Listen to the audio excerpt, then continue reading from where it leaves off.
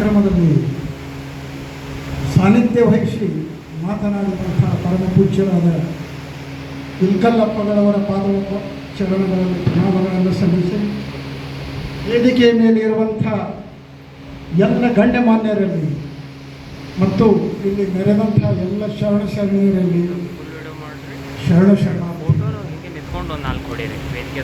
ಒಂದು ಮಹತ್ವದ ಕಾರ್ಯಕ್ರಮ ಇದೆ. ನಂದಿ ಕೂಗು ಅಭಿಯಾನ 2023ರಲ್ಲಿ ಡಿಸೆಂಬರ್ದಲ್ಲಿ ಇದು ಆರಂಭ ಆಗಿದೆ. ಒಂದು ಮಹತ್ವದ ಉದ್ದೇಶಕ್ಕಾಗಿ ಇದರ ಜನ್ಮ ಆಗಿದೆ. ಬಸವರಾಜ್ ಬಿರಾದಾರ್ ಅವರು ಇದನ್ನು ಹುಟ್ಟು ಹಾಕಿದ್ದಾರೆ. ಇದರ ಹಿಂದೆ ಒಂದು ಬಹಳ ದೊಡ್ಡ ಸತ್ಯ ಇದೆ. ಒಂದು ದೊಡ್ಡ ಸಮಸ್ಯೆ ನಮ್ಮ ಮುಂದೆ ಬಂದು ನಿಂತಿದೆ. ಆ ಸಮಸ್ಯೆಯ ಪರಿಹಾರಕ್ಕಾಗಿ ಈ ಅಭಿಯಾನ ಆರಂಭ ಆಗಿದೆ. ಏನು ಸಮಸ್ಯೆ ಏನಾಗಿದೆ? ಈ ಸಮಸ್ಯೆಯನ್ನು ಕಂಡು ಹಿಡಿದವರು ಯಾರು? ಬಸವರಾಜ್ ಬಿರಾದಾರ್ ಅವರು ಕೃಷಿ ಅಧಿಕಾರಿಯಾಗಿದ್ದಾಗ ಸುಮಾರು 7 ವರ್ಷ ಅಧಿಕಾರಿಯಾಗಿ ಕೆಲಸ ಮಾಡಿದರು. ಅಂತಹ ಒಂದು ಸಮಯದಲ್ಲಿ ಅವರಿಗೆ ಒಂದು ಸತ್ಯ ಕಾಣಿತು. ಯಾವುದು ಸತ್ಯ? ಯಾರಿಗೂ ಕಾಣಲಾರದ ಒಂದು ಸತ್ಯ. ಭೂಮಿಯ ಮಣ್ಣಿನಲ್ಲಿ 100ಕ್ಕೆ 60 ಭಾಗ ಸತ್ವ ನಾಶವಾಗಿದೆ ಎನ್ನುವ ಸತ್ಯ. ಇದು ನಾವು ನೀವು ಹೇಳುವಂಥ ಮಾತಲ್ಲ, ಸ್ವತಃ ವಿಜ್ಞಾನಿಗಳೇ ಹೇಳಿದ ಮಾತಿದು. 60% ಇವತ್ತು ನಾವು ಕಳ್ಕೊಂಡಿದ್ದೇವೆ ಹೊಲಗಳಲ್ಲಿ. ಹಾಗಾದರೆ ಏನು ಮಾಡಬೇಕು? ಅದಕ್ಕೆ ಬಸವರಾಜ್ ಬಿರಾದಾರ್ ಅವರು ಮತ್ತು ಅವರ ಸುಮಾರು 10-15 ಜನ ಕೃಷಿ ಪದವೀಧರರು ಎಲ್ಲ ಕೂಡಿ ಚಿಂತನೆ ಮಾಡಿ ಸಿದ್ದೇಶ್ವರಪ್ಪ ಅವರ ಹತ್ರ ಹೋದರು. ಅವರ ಅಭಿಪ್ರಾಯಗಳನ್ನು, ಅವರ ಚಿಂತನೆಗಳನ್ನು, ಅವರ ಯೋಚನೆಗಳನ್ನು ಪಡೆದು ಅದಕ್ಕೆ ಒಂದು ಪರಿಹಾರವನ್ನು ಕಂಡುಕೊಂಡರು. ಆ ಪರಿಹಾರವೇ ಜೋಡೆತ್ತಿನ ಕೃಷಿ. ಜೋಡೆತ್ತುಗಳನ್ನು ಹೆಚ್ಚಿಸಬೇಕು, ಎತ್ತುಗಳ ಸಂಖ್ಯೆಯನ್ನು ಹೆಚ್ಚು ಮಾಡಬೇಕು, ಯಂತ್ರಗಳ ಸಂಖ್ಯೆಯನ್ನು ಕಡಿಮೆ ಮಾಡಬೇಕು. ಆವಾಗ ಮಾತ್ರ ಇದಕ್ಕೆ ಪರಿಹಾರವಿದೆ. ಯಾಕೆ ಹೋಯಿತು ಸತ್ವ?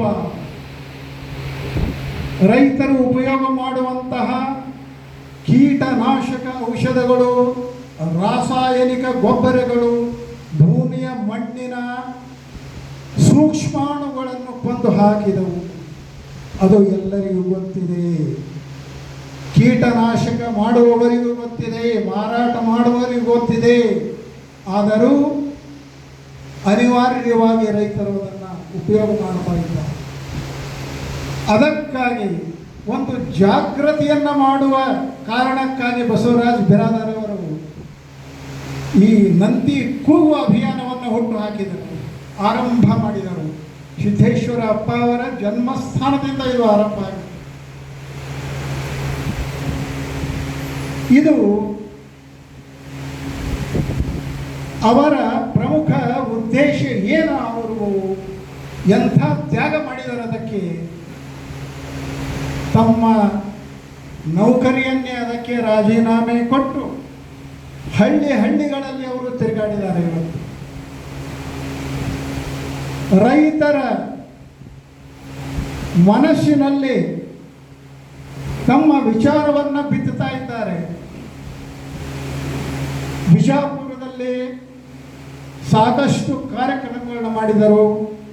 1200 ಎತ್ತಿನ ಬಂಡಿಗಳ ಸಮಾವೇಶವನ್ನು ಮಾಡಿದರು ಬಾಗೇವಾಡಿಯಲ್ಲಿ ಅತ್ಯಂತ ಯಶಸ್ವಿಯಾಗಿ.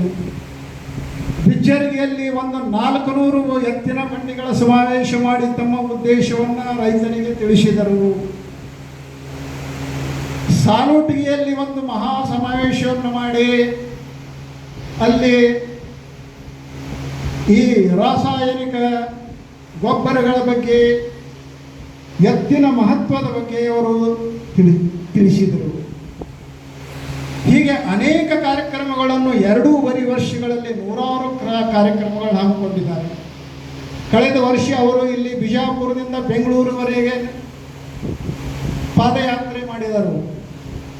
ಈಗ ಅವರು ಬಸವಣ್ಣನ ಕರ್ಮಭೂಮಿಯಾದಂಥ ಬಸವ ಕಲ್ಯಾಣದಿಂದ ಏಪ್ರಿಲ್ 30ರಂದು ತಮ್ಮ ಪಾದಯಾತ್ರೆಯನ್ನು ಆರಂಭ ಮಾಡಿ ಇವತ್ತು ಮುಗಿಸಿದ್ದಾರೆ. ಆ ನಿಮಿತ್ತವಾಗಿ ಇವತ್ತು ಕಾರ್ಯಕ್ರಮ ಇಲ್ಲಿ ನಡೀತಾ ಇದೆ. ಅವರ ಬದುಕು ವಿಚಿತ್ರ. ಅವರು ಹಗಲು ರಾತ್ರಿ ಚಿಂತೆ ಮಾಡುವುದು ರೈತರ ಚಿಂತೆ, ರೈತರ ಬದುಕಿನ ಚಿಂತೆಯನ್ನ ಅವರು ಸದಾ ಅದರಲ್ಲಿ ಇದ್ದಾರೆ. ಅವರು ಬಸವರಾಜ ಬಿರಾದಾರರು ರೈತರ ಭೂಮಿಯ ಚಿಂತೆ, ರೈತರ ಮಕ್ಕಳ ಚಿಂತೆ, ಎತ್ತುಗಳ ಚಿಂತೆ, ಇದರಲ್ಲಿ ಅವರು 12 ತಾಸು, ದಿನದ 12 ತಾಸು ಬರೀ ಇದೇ ಚಿಂತೆಯಲ್ಲಿ ಇರ್ತಾರೆ. ಅವರ ಈಗ ಒಂದು ತಿಂಗಳಿಂದ ಅವರು ಮನೆಗೆ ಹೋಗಿಲ್ಲ. ಅಂಥ ವ್ಯಕ್ತಿ ಬಸವರಾಜ ಬಿರಾದಾರ್. 1 ತಿಂಗಳಾಯ್ತು ಈಗ ಅವರ ಮನೆಯಲ್ಲಿ ಇಲ್ಲ. ಹಳ್ಳಿ ತಿರುಗಾಡಿದ್ದಾರೆ. ಕೆಟ್ಟ ರಣ ಬಿಸಿಲಿನಲ್ಲಿ ಅವರು 13 ದಿನ ನಡೀತಾ ಬಂದಿದ್ದಾರೆ ಇಲ್ಲಿವರೆಗೂ. ಅಂದರೆ ಯಾವ ರೀತಿ ಅವರ ಚಿಂತನೆ ಇರಬಹುದು? ನಾವು ನೀವೆಲ್ಲ ನಮ್ಮ ಚಿಂತೆ ಮಾಡ್ತೇವೆ, ನಮ್ಮ ಹೊಲ ಮನೆಗಳ ಚಿಂತೆ ಮಾಡ್ತೇವೆ, ಹೆಂಡತಿ ಮಕ್ಕಳ ಚಿಂತೆ ಮಾಡ್ತೇವೆ. ಆದರೆ ಅವರು ರೈತರ ಚಿಂತೆ ಮಾಡ್ತಾ ಇದ್ದಾರೆ, ಎತ್ತುಗಳನ್ನು ಉಳಿಸುವ ಚಿಂತೆ ಮಾಡ್ತಾ ಇದ್ದಾರೆ. ಸಿದ್ದೇಶ್ವರಪ್ಪ ಅವರು ಒಂದು ಮಾತು ಹೇಳ್ತಾ ಇದ್ರು, ಯಾವಾಗಲೂ ನೆನಪಿದೆ, ಎಲ್ಲರಿಗೂ ನೆನಪಿಸ್ತೇನೆ. ನಾವು ನೀರು ಕುಡಿಯುವಾಗ ನಮಗೆ ಬಿಸ್ಲೇರಿ ಕಂಪನಿ ನೆನಪಾಗ್ತದೆ, ಕಿನ್ಲೆ ಕಂಪನಿ ನೆನಪಾಗ್ತದೆ. ಬಿಸ್ಕಿಟ್ ತಿನ್ನುವಾಗ ಬ್ರಿಟಾನಿಯಾ ಕಂಪನಿ ನೆನಪಾಗ್ತದೆ, ಪಾರ್ಲೆ ಕಂಪನಿ ನೆನಪಾಗ್ತದೆ. ಆದರೆ ಊಟ ಮಾಡುವಾಗ ಏನು ನೆನಪಾಗ್ತದೆ? ರೈತನ ನೆನಪಾಗ್ತದ ನಿಮಗೆ? ಸಿದ್ದೇಶ್ವರ ಅಪ್ಪಗಳು ಕೇಳ್ತಾ ಇದ್ರು. ಮುಂಜಾನೆ ಎದ್ದು ಊಟ ಮಾಡುವಾಗ ರೈತನ ನೆನಪು ಯಾರಿಗೆ ಆಗ್ತದೆ? ಮಧ್ಯಾಹ್ನ ಊಟ ಮಾಡುವಾಗ ಯಾರಿಗೆ ನೆನಪಾಗ್ತದೆ? ರೈತ ಹಗಲಲ್ಲಿ ಬಿಸಿಲಲ್ಲಿ, ಮಳೆಯಲ್ಲಿ, ಚಳಿಯಲ್ಲಿ ಬೆವರು ಸುರಿಸಿ ದುಡಿತಾನೆ ಎತ್ತುಗಳೊಂದಿಗೆ. ಅಂಥವನ ನೆನಪು ಯಾರಿಗೂ ಇಲ್ಲ. ಅಂತಹ ಒಂದು ಸಂದರ್ಭ ಈಗ ಬಂದುಬಿಟ್ಟಿದೆ. ಈಗ ಸರ್ಕಾರದವರು ಈ ಜೋಡೆತ್ತಿನ ಕೃಷಿಕರಿಗೆ ಪ್ರತಿ ವರ್ಷ, ಪ್ರತಿ ತಿಂಗಳು 11,000 ರೂಪಾಯಿನ ಕೊಡಬೇಕಂತ ಹೇಳಿ ಬಸವರಾಜವರು ಒಂದು ಮನವಿ ಕೊಟ್ಟಿದ್ದಾರೆ. ಎತ್ತುಗಳನ್ನು ಸಾಕಬೇಕಲ್ಲ ನಾವು. ಎತ್ತುಗಳು ಸಾಕಲಿಕ್ಕೆ ರೈತ ಸಮರ್ಥ ಇಲ್ಲ ಇವತ್ತು. ಅಂತಹ ರೈತನಿಗೆ ಸರ್ಕಾರದಿಂದ ಸಬ್ಸಿಡಿಗಳು ಬೇಕು, ಯೋಜನೆಗಳು ಬೇಕು. ಅದಕ್ಕಾಗಿ ಮನವಿಯನ್ನು ಸಲ್ಲಿಸಿದ್ದಾರೆ ಬಸವರಾಜವರು. ಈ ರೀತಿಯಾದಂಥ ಒಂದು ಸ್ಥಿತಿಯಲ್ಲಿ ರೈತನ ಬದುಕು ಬಹಳ ಕ್ಷೀಣವಾಗಿ ಹೋಗಿದೆ. 1980ರಿಂದ ಈಚೆ, 1980ರಿಂದ ಆಚೆ 2 ಚಿತ್ರಣಗಳನ್ನು ನಮ್ಮ ಮುಂದೆ ಇಟ್ಟು ನಾವು ನೋಡಿದಾಗ ಎಷ್ಟೊಂದು ಅಂತರ ಇದೆ. ಆಗಿನ ಕಾಲದಲ್ಲಿ ಡಾಕ್ಟ್ರುಗಳು ನಮ್ಮ ಊರಿಗೆ ಪೇಷಂಟ್ಗಳನ್ನು ಹುಡುಕಾಡ್ತಾ ಬರ್ತಾ ಇದ್ರು. ಡಾಕ್ಟರ್ಗಳು 1980ರ ಆಚೆ ಪೇಷಂಟ್ ಸಿಗ್ತಾ ಇರಲಿಲ್ಲ. ಅಷ್ಟೊಂದು ಆರೋಗ್ಯವಂತ ಸಮಾಜ ಇತ್ತು ನಮ್ಮದು. ಮನೆಯಲ್ಲಿ ಎತ್ತುಗಳಿತ್ತು, ಶುದ್ಧವಾದ ಹೈನು, ಹಾಲು, ಮಜ್ಜಿಗೆ, ಮೊಸರು ಎಲ್ಲ ಇತ್ತು. ಜನ 100ಕ್ಕಿಂತ ಹೆಚ್ಚು ಆಯುಷ್ಯವನ್ನು ಪಡೀತಾ ಇದ್ರು ಅವಾಗ. ಅಂಥ ಕಾಲ. ಯಾಕೆ? ಎತ್ತುಗಳೇ ಅದ್ಭುತವಾದ ಒಂದು ಸಂಪತ್ತು, ದೈವೀ ಸಂಪತ್ತು. ಎಲ್ಲಿ ಎತ್ತುಗಳಿದ್ದಾವೆ ಅಲ್ಲಿ ಆರೋಗ್ಯ ಇದೆ. ಎತ್ತುಗಳು ಯಾವಾಗ ಮನೆ ಬಿಟ್ಟು ಹೋದವು ಆವಾಗ ರೋಗಗಳು ಮನೆಯೊಳಗೆ ಸೇರಿಕೊಂಡವು. ಇವತ್ತು 100 ರೋಗಗಳು. ಪ್ರತಿ ಮನೆಯಲ್ಲಿ ರೋಗಿಗಳಿದ್ದಾರೆ.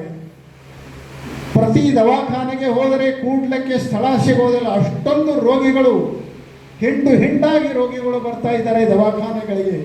ಪ್ರತಿ ವರ್ಷ ಈ ದೇಶದಲ್ಲಿ 80,000ಕ್ಕಿಂತಲೂ ಹೆಚ್ಚು ಡಾಕ್ಟರ್ಗಳು ತಯಾರಾಗ್ತಾರೆ. ಹೇಳಬೇಕು, ಎಂಥ ಒಂದು ಸ್ಥಿತಿ ಬಂದಿದೆ ಭಾರತಕ್ಕೆ. 80,000 ಜನ ಡಾಕ್ಟರ್ಗಳು ತಯಾರಾಗ್ತಾರೆ ಅಂದರೆ ರೋಗಿಗಳು ಎಷ್ಟು ತಯಾರಾಗ್ತಿರಬೇಕು. ಇದೇ ಸತ್ಯ. ಈ ಸತ್ಯವನ್ನು ಕಂಡು ಹಿಡಿದು ಬಸವರಾಜ ಬಿರಾದವರು ಹೇಳ್ತಾರೆ, ಎತ್ತುಗಳೇ ಇದಕ್ಕೆ ಪರಿಹಾರ.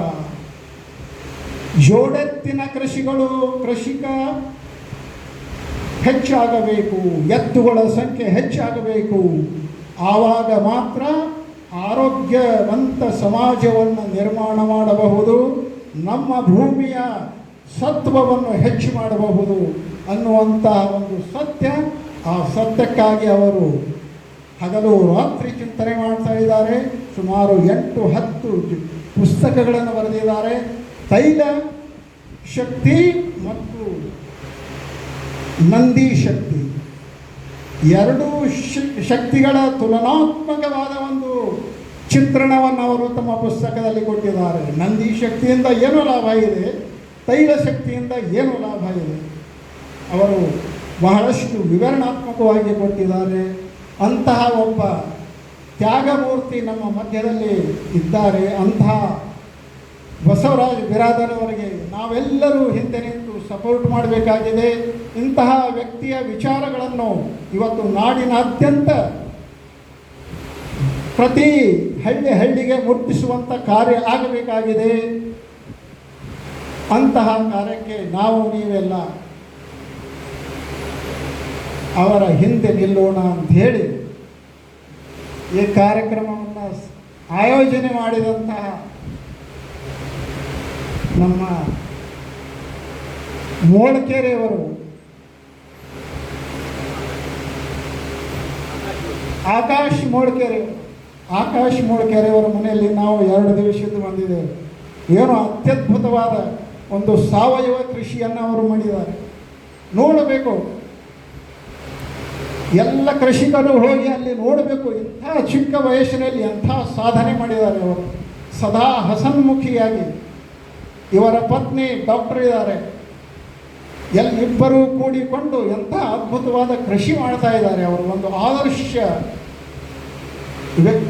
ವ್ಯಕ್ತಿಯಾಗಿದ್ದಾರೆ. ಅಂತಹ ಮೋಳ್ಕೆರೆಯವರು ಒಂದು ಸಂಸ್ಥೆಯನ್ನು ಸ್ಥಾಪಿಸಿದ್ದಾರೆ. ಸಂಸ್ಥೆ ಪುನರ್ವೈಭವಂ ಅಂಥೇಳಿ ಅವ್ರದ್ದೊಂದು ಸಂಸ್ಥೆ ಅದ.